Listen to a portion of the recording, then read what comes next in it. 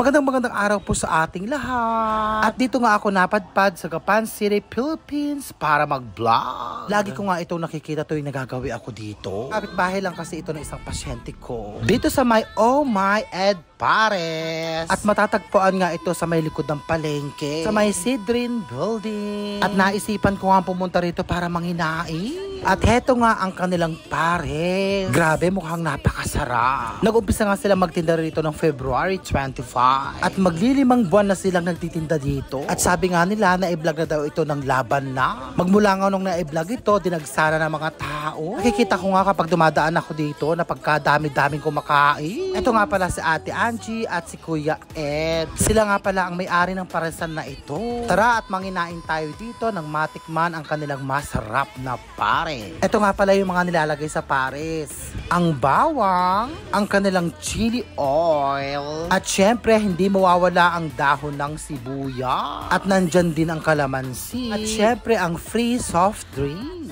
Anli sabaw, anli rice, anli taba. For only 99 pesos. So ayun na nga at nilalagyan ko na ng mga pampalasa para lalong sumara. At heto naman ang kanilang anli rice na tinimplahan ng kung ano-ano. At syempre anli tubig, jarot.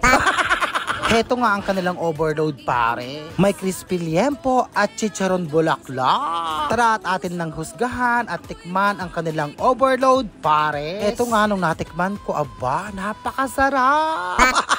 Aba, muntik ko na makalimutan ang pangalan ko. Charot! Sa totoo lang ha, masarap siya. Honest review nga da.